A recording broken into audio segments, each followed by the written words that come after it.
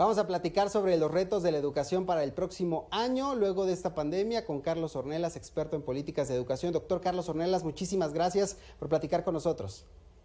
Hola, ¿qué tal?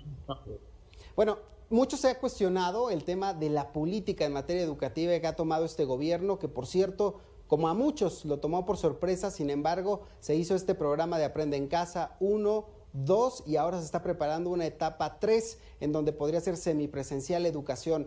¿En cuánto, digámoslo así, nos va a costar esta adaptación a estos modelos educativos semipresenciales? Porque México, honestamente, ni para los presenciales estaba listo. En efecto, creo que es un problema severo. Creo que Aprende en Casa 1 se echó a andar muy rápido, por lo tanto hubo mucha improvisación, pero fue acertado porque era peor haberse quedado cruzado de brazos. Y las presiones que hubo evitaron que se cayeran en el despropósito de que se reprobaran a los niños y todo. Entonces todo el mundo fue pase automático. Y ahora lo que estábamos escuchando, creo que nos encarrilamos otra vez en ese camino.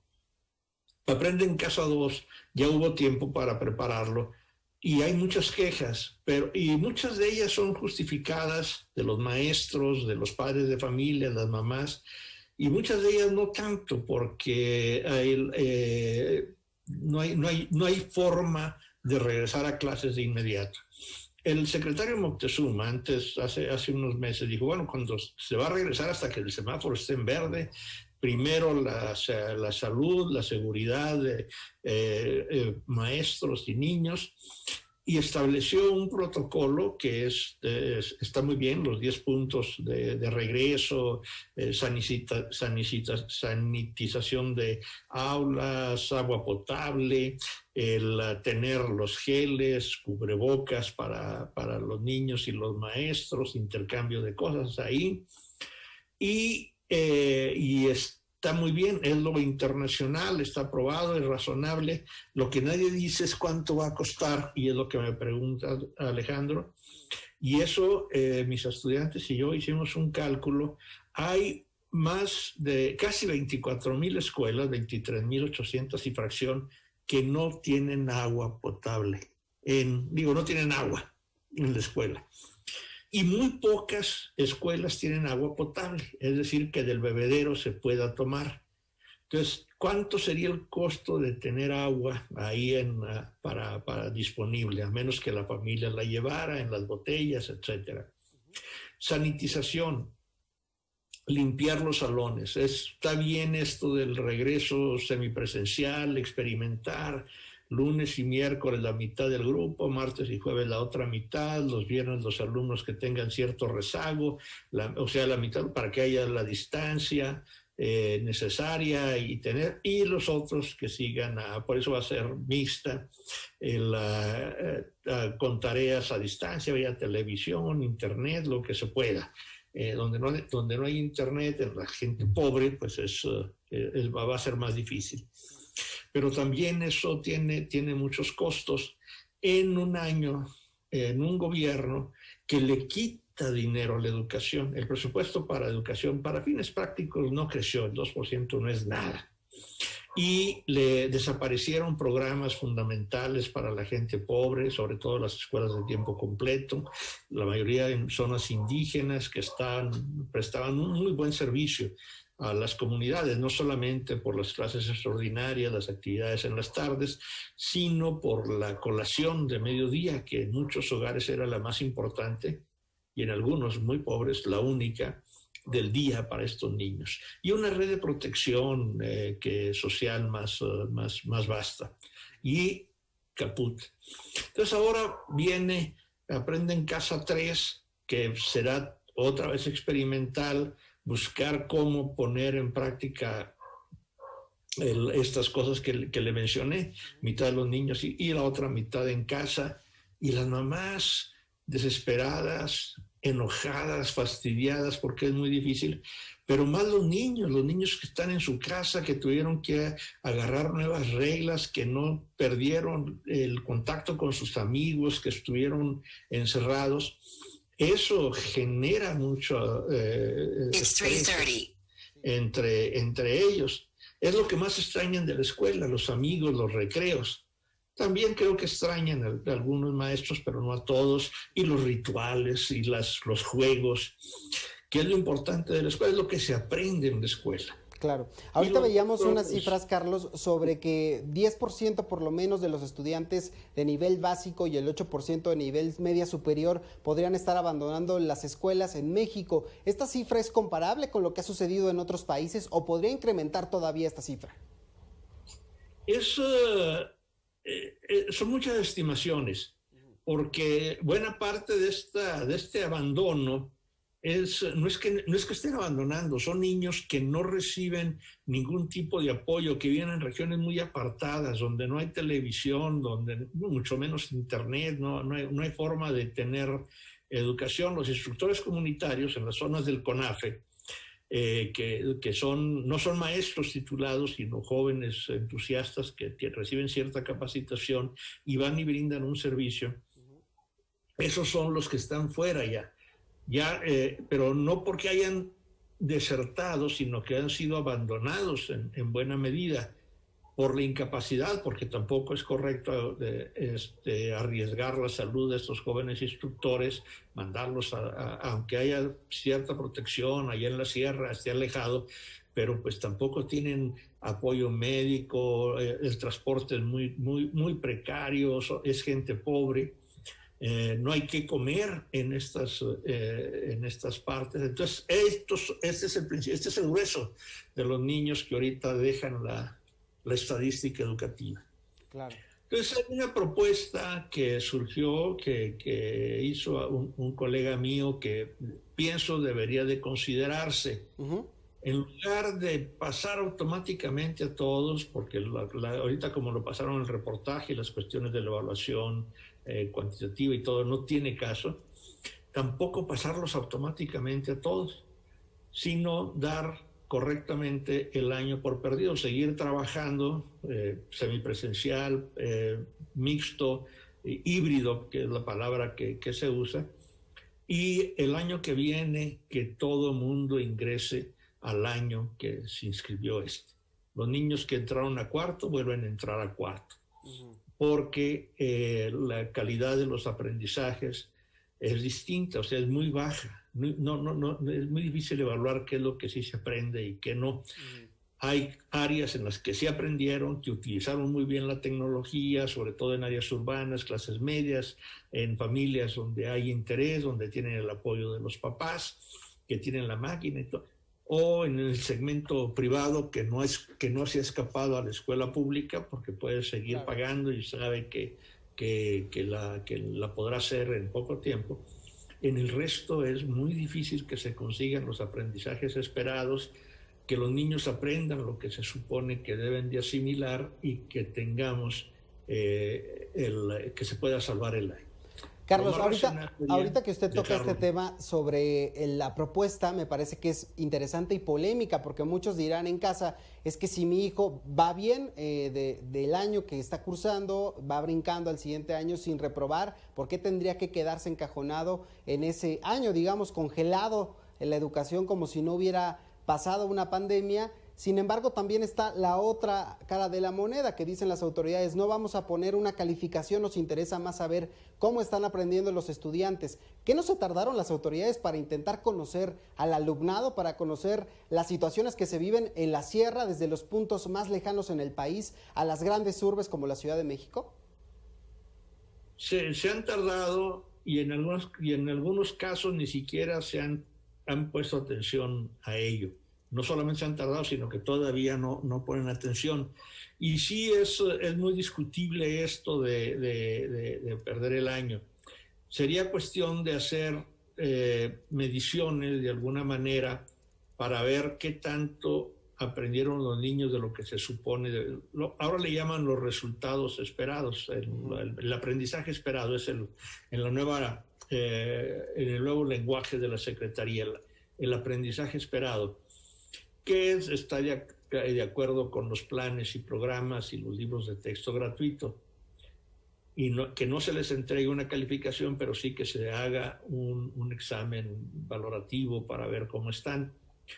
Mi intuición me dice que muy pocos alcanzarían resultados óptimos. Si en tiempos normales nuestros alumnos, su desempeño es muy bajo, porque la escuela presencial ahorita la estamos idealizando, pero eran muy pocas las escuelas donde realmente los alumnos aprendían lo que se supone que deben aprender, en lectura, escritura, números, civismo, historia, todo, en casi todas las áreas andamos muy mal. En la escuela presencial. O sea, la escuela que se nos fue realmente nunca fue buena y ahora la estamos idealizando. Hay una especie de visión romántica de que si están los maestros enfrente, de que si los niños están sentados ahí en sus salitas, si están escuchando y viendo la pizarra, se aprende. Yo pienso que es erróneo. Entonces creo que lo más sensato es discutir. No estoy tomando una posición clara, pero me parece razonable discutir si vale la pena promoverlos, sabiendo que sus aprendizajes son muy deficientes, que un niño que va a salir de sexto sin saber leer, escribir un párrafo, sin entender medianamente lo que dice una oración, va a tener muchos problemas muy serios en el futuro.